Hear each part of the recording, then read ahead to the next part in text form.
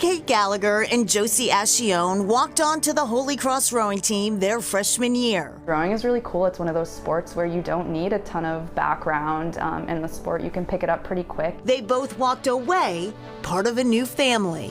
Like made some of my best friends, a really great group of girls, and you show up day in, day out, and you put in really hard work together, and it's a family together, so it's been a lot of fun. On April 21st, both women will run their first marathon in Boston. 26.2 is daunting when you've never run anything more than a half marathon. But the community that we found through marathon training is just so incredible, and it reminds me a lot of my Holy Cross rowing community. Mary-Kate and Josie are raising money in memory of a friend and for the benefit of the Stepping Strong Center. When you're running for something so much bigger than yourself, it makes it that much more meaningful, and everyone that's here and choosing to run for charity kind of has that mindset that we get to do this, we get to love the fight, we get to raise money for some really amazing charities.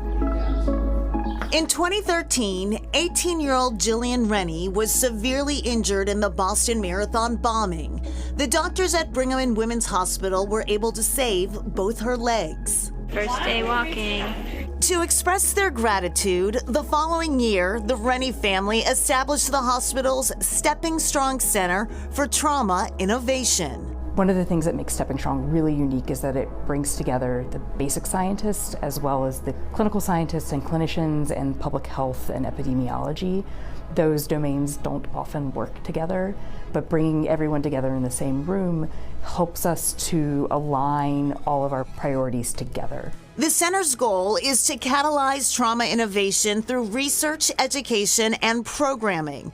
Molly Jarman is the director of its injury prevention program. Injury is the leading cause of death for children and young adults up to age 44 in the US. It's an incredibly expensive problem in the US. It costs us billions of dollars every year to treat people with traumatic injury, but this domain only accounts for about 2% of research funding in the US. Unfortunately, Josie knows firsthand the impact of traumatic injury. That day, that event did have a huge impact on my life. I was always kind of thinking of the idea of going to medical school, but after being in a traumatic car accident and looking around and seeing the EMTs and the strangers jump into action, be able to help my teammates, it really kind of flipped a switch inside of me. In January 2020, a van carrying members of the Holy Cross rowing team crashed in Florida, severely injuring multiple women and taking the life of their teammate, 20-year-old Grace Rett. Grace was the type of teammate that everyone dreams of having. She was incredibly selfless, incredibly motivating. She was like everyone's biggest cheerleader.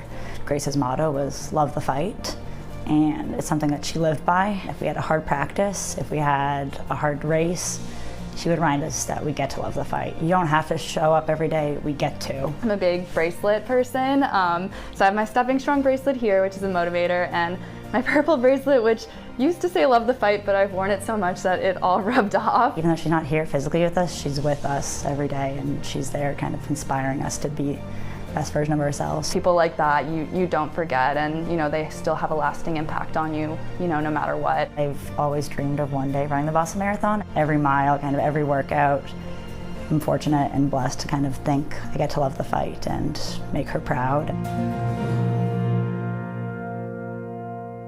Love it. And a month before she passed away, Grace Rett set a world record riding a rowing machine for 62 consecutive hours. Her feat later inspired the Love the Fight-a-thon, a rowing relay fundraiser.